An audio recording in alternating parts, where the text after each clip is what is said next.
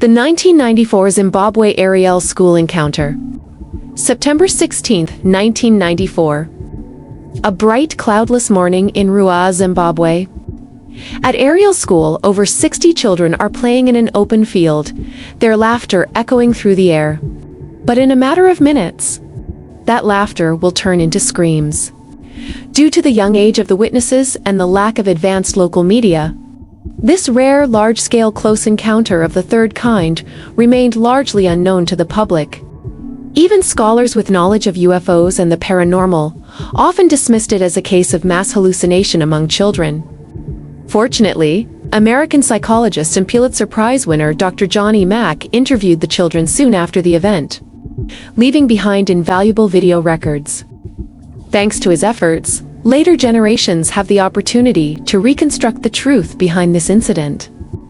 Ariel School, a private elementary school located in Ruwa, a farming town in Zimbabwe, had approximately 110 students and staff members in 1994. The school was expensive, and its students mainly came from affluent families, creating a culturally diverse environment that included black children from local families, white children of South African descent, and Indian children from merchant families. On the day of the incident, the school was holding a faculty meeting, giving the children free time to play. They were playing in an open field behind the main school building, adjacent to a bushland rumored to be filled with giant spiders and venomous snakes, an area rarely approached by students. This very location became the landing site of the UFO. While the children were playing outside, some sharp-eyed students noticed that, out of nowhere, 3 silver oval-shaped objects appear in the sky. They hover, silent at first, then suddenly flash with red lights before vanishing and reappearing in a new location. The objects moved along the power lines near the school, getting closer and closer. As they approached, the children realized something was unusual. Some became frightened, with a few even crying. The orbs then descended toward the rarely visited bushland, with one coming particularly low, seemingly hovering among a few eucalyptus trees, less than 100 meters from the playing children. The other 2 remained in the air.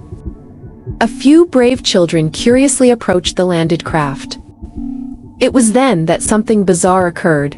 A humanoid figure suddenly appeared above one of the orbs. According to the children's descriptions, the figure was small, less than a meter tall, dressed in a black tight-fitting outfit. It had a thin neck, a narrow face, slender arms and legs, long black hair, and large eyes the size of a rugby ball. Its mouth was just a slit, and it had no visible ears. At first, this being seemed unaware of the approaching children. It jumped down from the craft and started walking around as if surveying the terrain. The children were too terrified to move closer. Shortly afterward, a second humanoid figure emerged from the craft, identical in appearance to the first. At that moment, the first being appeared to wake up and notice the children. It suddenly vanished only to reappear instantly right in front of them. The local black children were the first to react. They believed these mysterious beings were tokoloshi, malevolent creatures from Zimbabwean folklore, often used to scare misbehaving children. If you don't listen, the tokoloshi will come and take you away. Terrified, the black children screamed for help and ran toward the school building. In contrast, the white children reacted more calmly. One remarked, "At first I thought this little guy in black was Mrs. Stevens' gardener." Another white child later said, "When I noticed his long, straight black hair, I realized it didn't look like African hair, but I still thought it was just a person." By this time, most of the children had fled, leaving only a few standing in shock, staring at the strange beings. The being did not attack or harm them, but instead gazed deeply into their eyes. "I felt strange," one child recalled. Time seemed to speed up and slow down, and suddenly, a flood of images entered my mind, but I couldn't describe what they were. Another student, who went by the name Elsa, said I could feel it communicating with me. "It was a warning. We are harming this planet." A 10-year-old girl named Isabel added, "It looked very scary, but it didn't move aggressively. It just stared at us. I had a strong feeling that our scientific technology is damaging the Earth, and that we must control it. After an unknown period of time, the being disappeared again. Shortly after, the silver oval-shaped craft ascended above the eucalyptus trees at an astonishing speed and vanished within seconds. Reporting the incident. While the remaining children were seemingly engaged in a telepathic exchange with the beings, the others who had run for help found the only adult outside at the time. The owner of the school's snack shop. She was sitting idly, hoping some tired children would come to buy drinks or snacks. Instead, a large group of frantic children burst in, shouting all at once, making it impossible for her to understand what they were saying.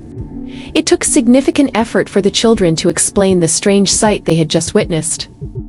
However, the shopkeeper refused to believe them. To her, these mischievous kids were likely trying to trick her into leaving the store so they could steal snacks. With no adult willing to listen, the children ran down the hallways of the school building, crying and shouting. Their screams, however, were ignored by the teachers, who were still focused on their meeting. They assumed the children were simply playing too energetically. After the faculty meeting ended, the teachers finally learned what had happened. Unsurprisingly, the adults dismissed the children's accounts as nonsense.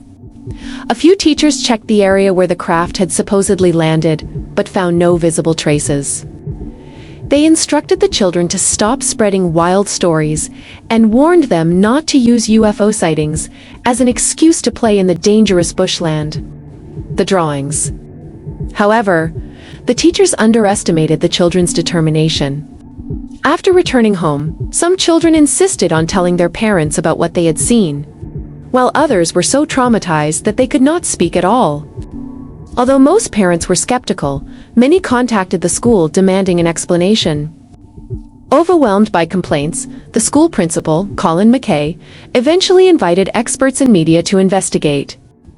Cynthia Hind, a renowned UFO researcher from South Africa, was one of the first investigators.